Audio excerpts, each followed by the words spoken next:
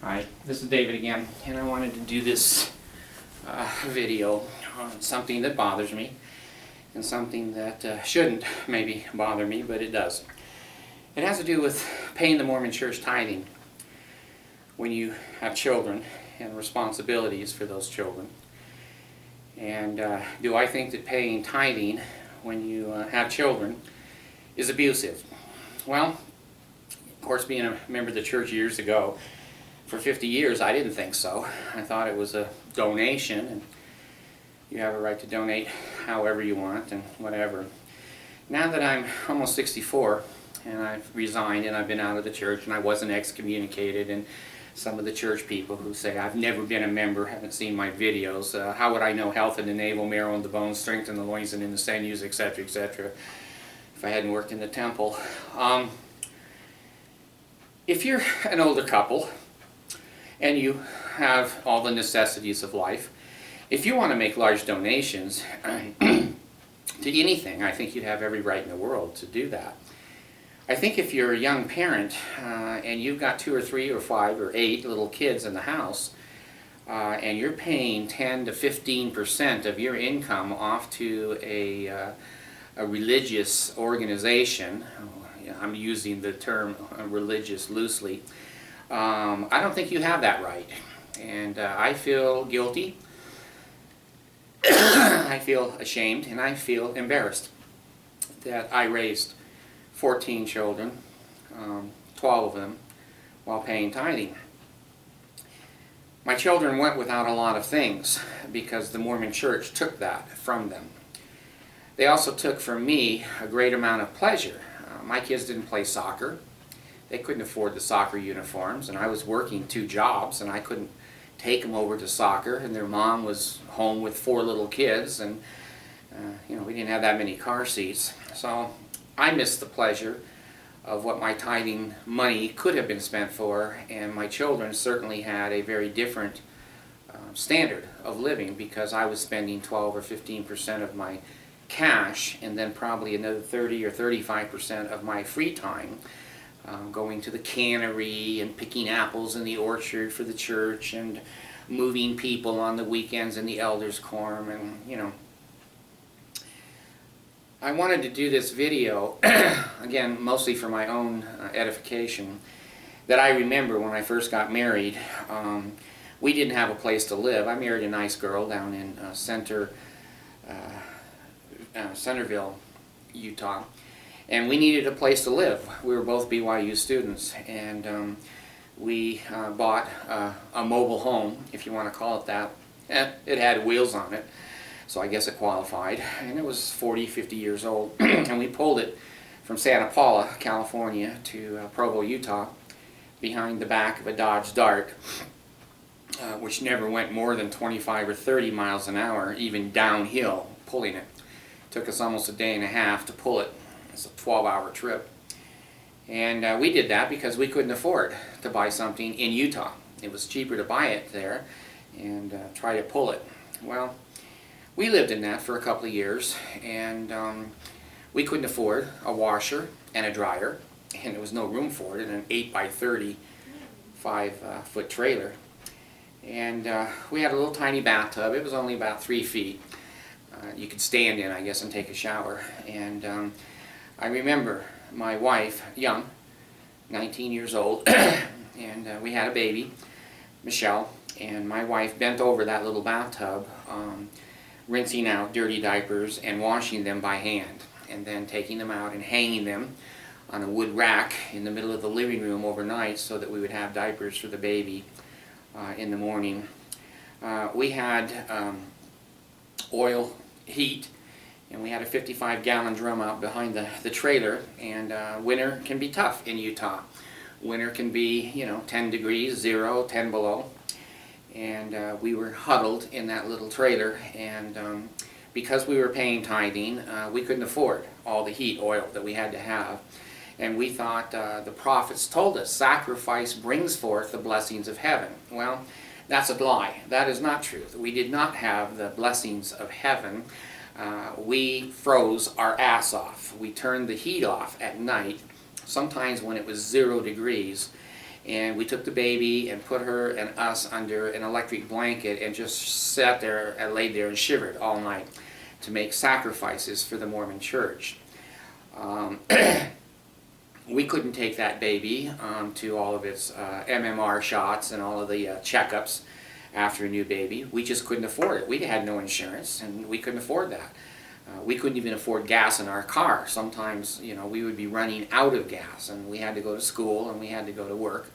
I worked at Nelson Paint and Glass, not there anymore, up in Orem, and I made $1 an hour. That's how I supported that family, on $1 an hour. In 8 hours, I made $8. Went home and paid the trailer rent and utilities, and yeah, we had the lights turned out, and we had the phone shut off at different times. She was working over at a hamburger place, and we're both paying tithing. And tithing could have not given us a fancy lifestyle, but it could have given us the necessities of life.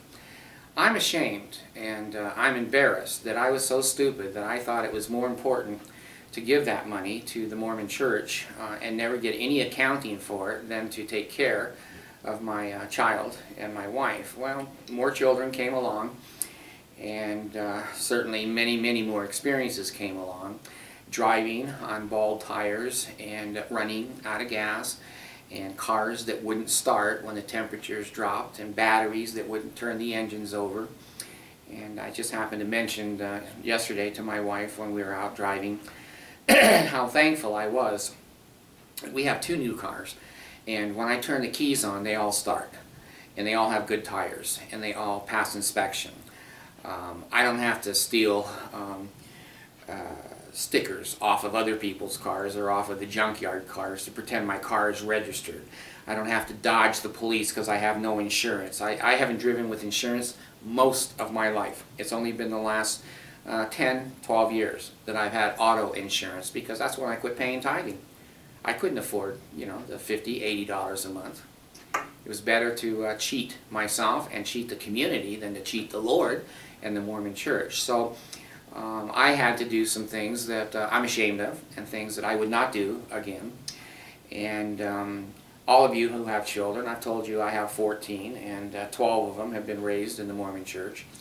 And in those days, when children got temperatures or ear infections or sick, I couldn't afford to take them to the doctor.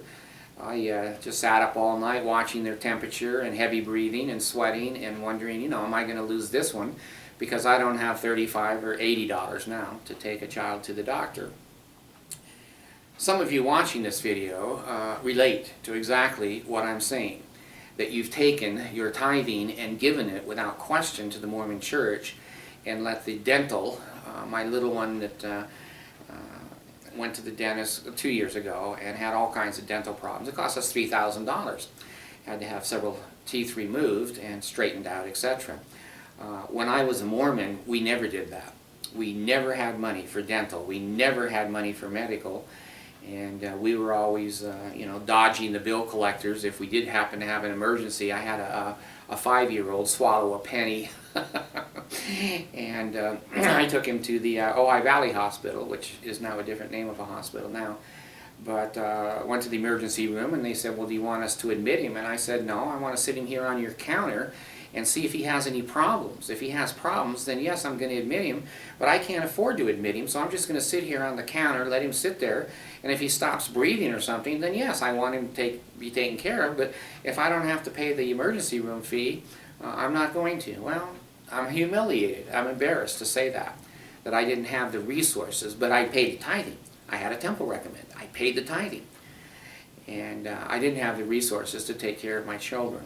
I remember more than one wife. I've been married several times. And I remember more than one wife when we paid tithing. She couldn't buy new bras.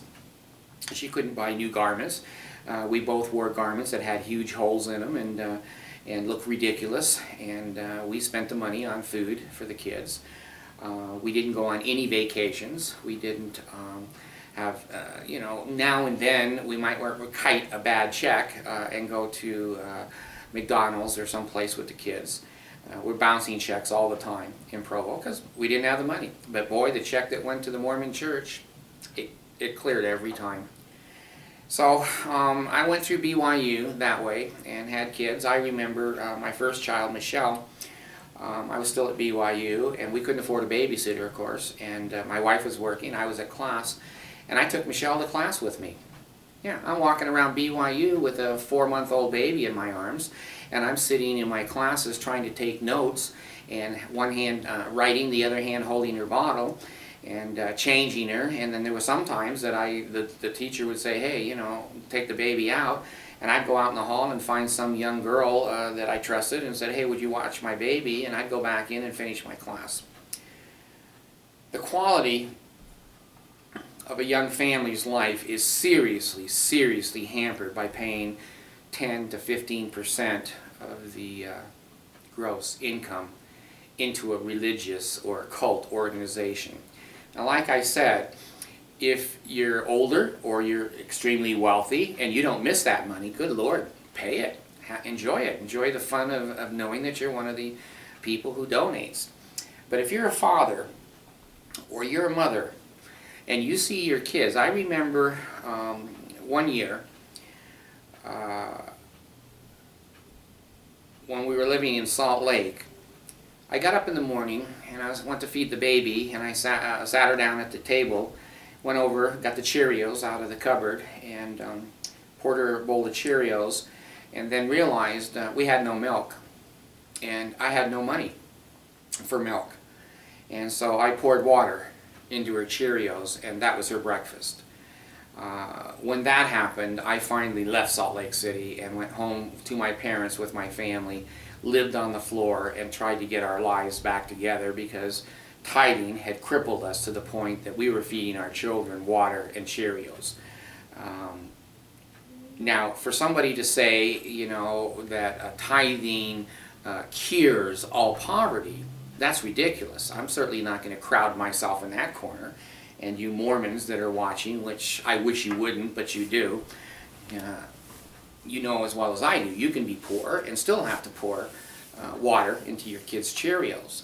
But if you're giving 10 or 15% of your gross income and your wife's gross income to a cult and then pouring water, you're being abusive. You're being abusive. I never saw myself as being abusive. I was abusive. When your kids have toothaches and you just keep putting aspirin in the tooth and oral gel rather than taking them to a dentist and having it properly cared for, and you're giving money to the Mormon church, you're being abusive. I was abusive. When your wife can't buy proper clothing, she's wearing the same dress, she's wearing the same underwear, the same bra she's had for 3 or 4 years, and she doesn't have coats, hats, and mittens, and your kids, you run them to the car very quickly because they don't have proper hats, coats, and mittens. And then you get in the car and the heater doesn't work. I had one of those in Massachusetts when I lived there. We had no heater, no defroster, no heater in the car because we were paying tithing. Tithing would have paid for it to be repaired, but I couldn't afford to have it repaired. And so the kids were all snuggled up in snowsuits and riding under blankets. And I've got an ice scraper on the inside, not the outside, the inside of the windshield as the defroster. Dangerous, stupid, and abusive. And abusive. I've always had cars when I was paying tithing on bald tires. I didn't think you changed the tire till the cord showed. Now, a lot of you men will get that joke, but the women won't. That's the inside of the tire coming out to the outside. It is so thin, it's just air and a few little pieces of steel holding that tire from going flat or blowing out. I can't tell you how many cars I've laid under and replaced starters, how many cars I've had to jump start with friends coming over with cables so I can get going in the morning, how many cars I lost an engine on one car and had to pay, you know, to have that engine repaired. And again, we lived like church mice. We never went on vacation. We never took the kids to any place fun. They never had prom dresses. Their Christmas presents were always garage sale and or desert industries. And we would wrap them up and pretend that they were new. When the kids are little, I guess they don't care much. But when you get a teenager and you know, give her something that is used or old, it's humiliating.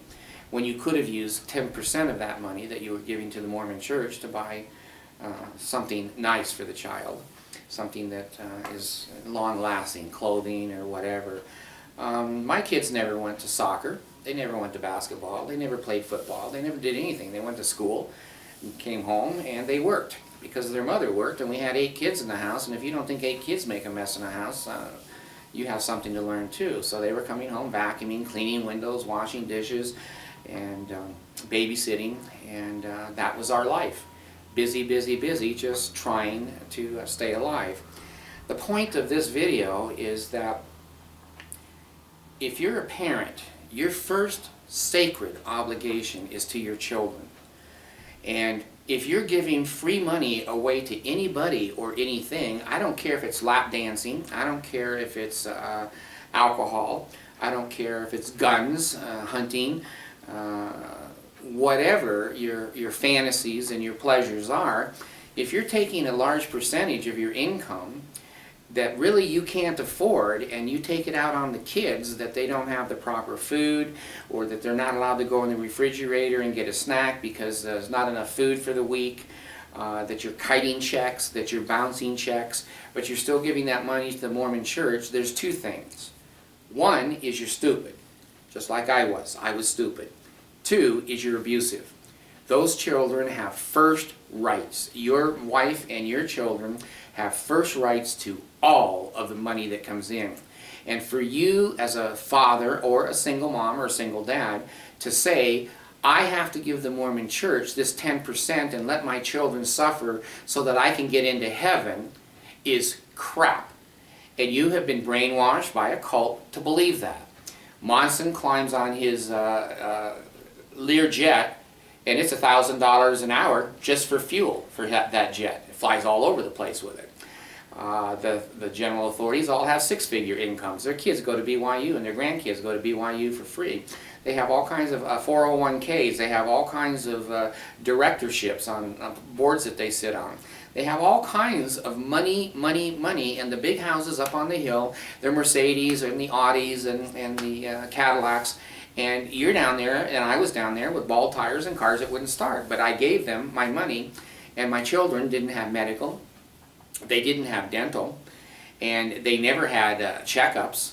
And we were always on some type of government program for lunches and other kinds of things. And if we quit paying our tithing, basically that income would have gone up, and we would have been not eligible for that.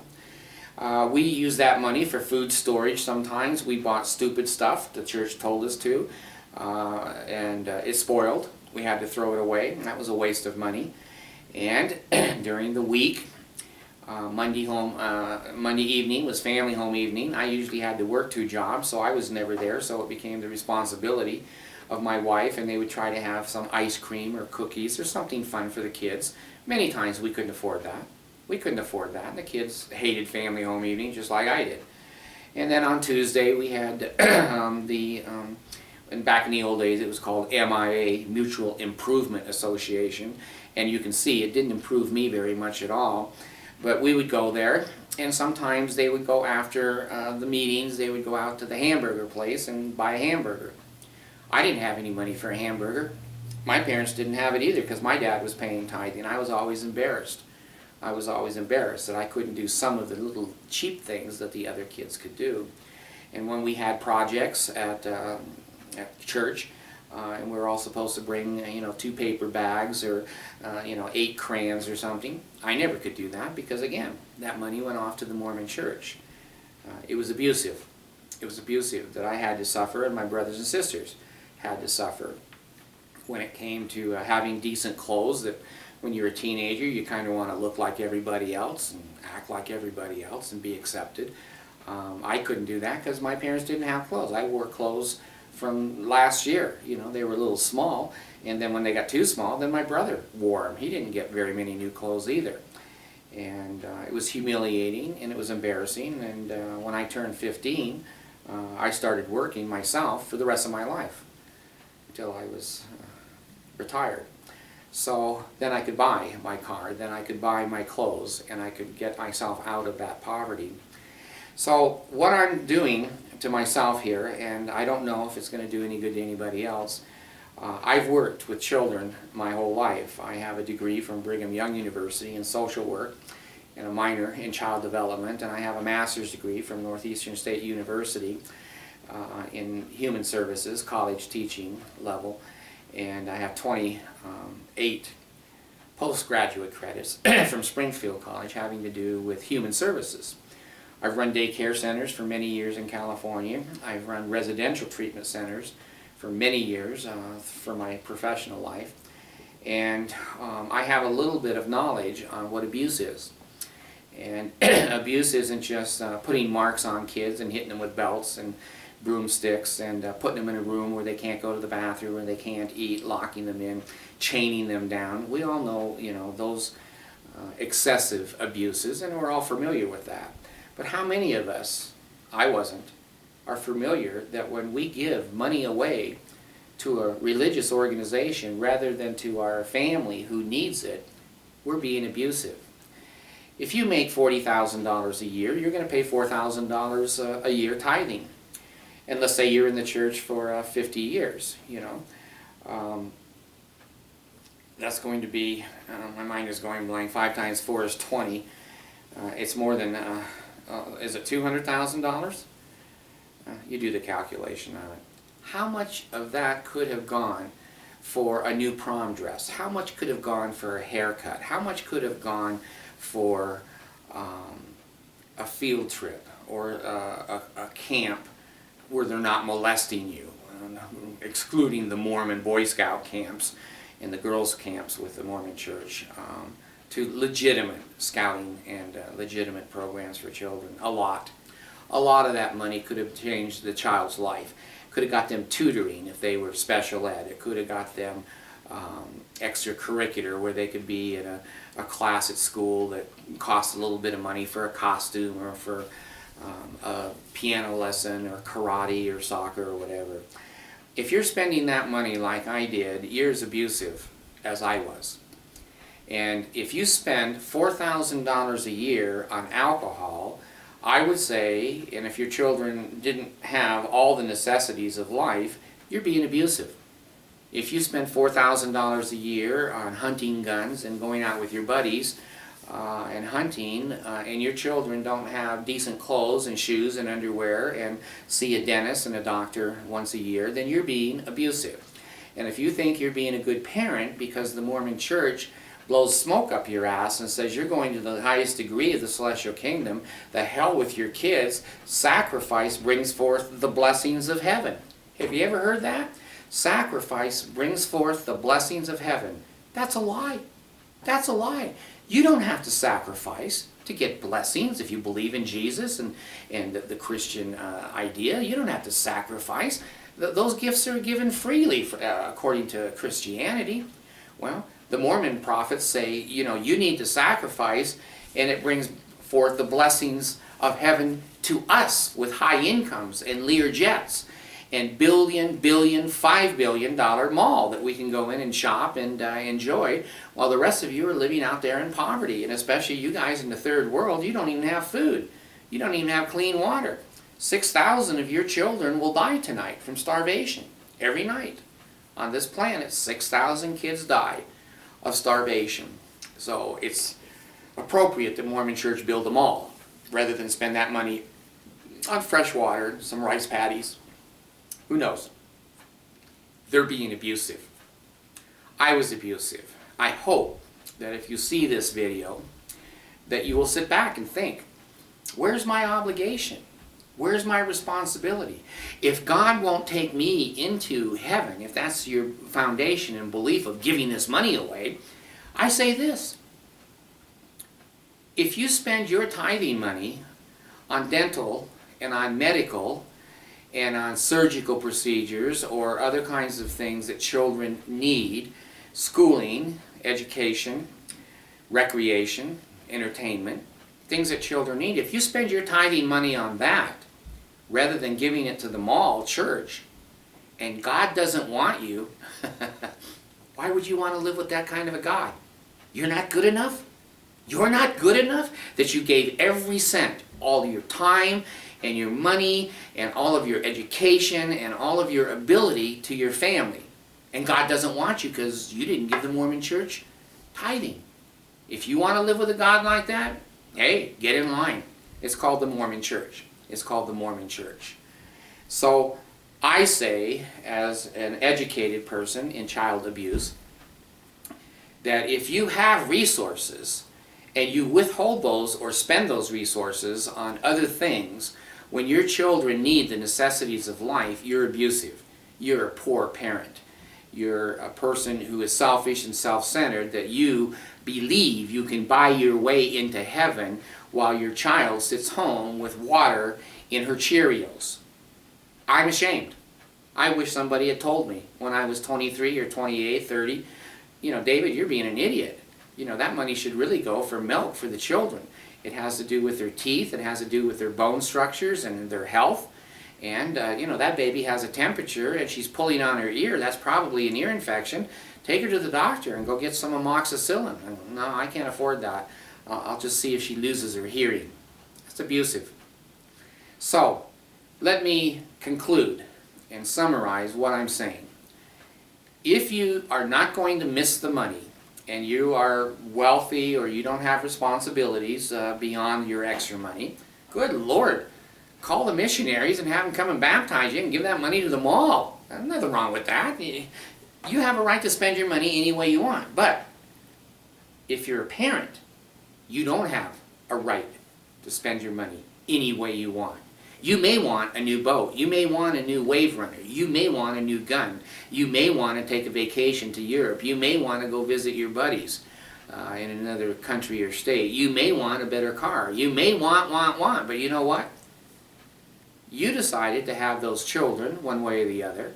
You took on that responsibility. And you can't back away from that responsibility without being abusive. We need to feed and to have dental and medical and clothing, a proper house that is clean, is organized, is safe, and some place that a child can be proud of to live in, and that child should have a little extra. She or he should have a baseball bat or a glove, or maybe have a skateboard or have other kinds of toys that normal children have. My children and my other families had none of that. All that money went to the Mormon church. They sat at home basically looking out the window watching the other kids ride skateboards and bikes and sleds and the other fun things. So if you're rich, give your money, spend your money however you want.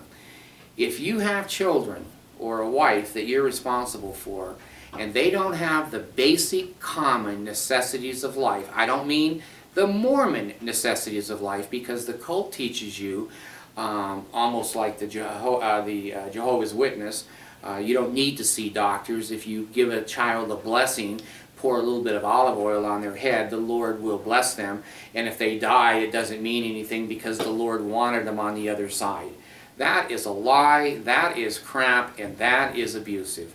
When children have temperatures for more than 24 hours, or children have swollen glands, or their babies are crying and pulling at their ears, they have ear infections, they have eye infectinitis, they can't open their eyes in the morning, all the crap that's on their eyes. When they need medicines to make them more comfortable, pain or otherwise, as parents, you and I have responsibility to make sure we have those resources. And we have to have the responsibility of having a damn seatbelt in the car and booster chairs. We didn't have to used to do that years ago. I had Michelle fall out of my truck one day. I made a U-turn up on State Street in Orem. The door opened up. She rolled out onto the asphalt. These days, the standards of living are very different. Don't apply the Mormon standard of living is that the child is skinny from malnutrition, but she's still alive. It's okay. I can't tell you how many kids I'll see in Walmart that come in there in tattered, old clothing, the little skinny arms and skinny legs, and begging for a candy or begging for something, and the mom screaming and yelling, and there's 19 children in a Walmart cart, and she's trying to control them, and they're trying to fight with each other, and there's not enough seat belts in that broken down old car in a million years for those kids.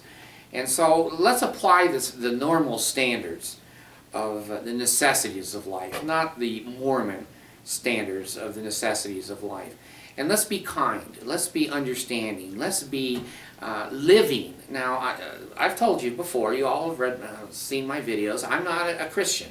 I'm an atheist. After leaving the Mormon church and resigning, it was very easy to become an atheist. And I'm just saying this, that if you're Christian, why don't you live the way Christ is reported to have lived? That basically he watched out for all of his followers and all those who he was responsible to. He didn't pay money off to his Father in heaven, who doesn't need money, of course. So I'm saying, if you're a Christian, for God's sakes, live like a Christian.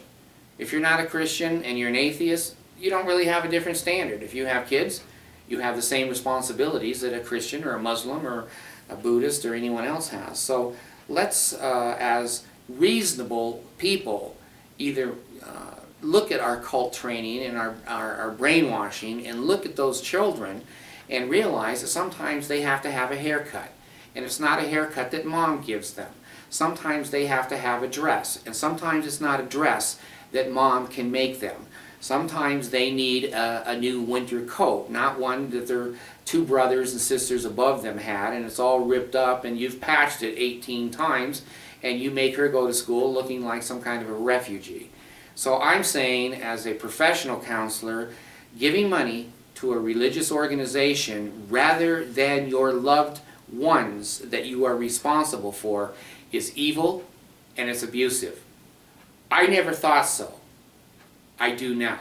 I've grown up, and I do now. I feel bad that my other 12 kids did not get the necessities of life. The last family I'm raising with the 2 girls, they have everything that they need. They are living a modern, successful life in the United States, because I'm not giving $4,000 or $5,000 or $6,000 or $10,000 to the Mormon church every year. And yeah, it would be $200,000. My mind goes back. If you're giving $4,000 a year for 50 years, it's more than $100,000. So anyway, if I'm off on the calculations, I'm certainly not off on the principles. Don't be abusive. Don't give money away and never get an accounting for it, and let your own children go without the necessities and some of the privileges of a modern life in the United States. Thank you.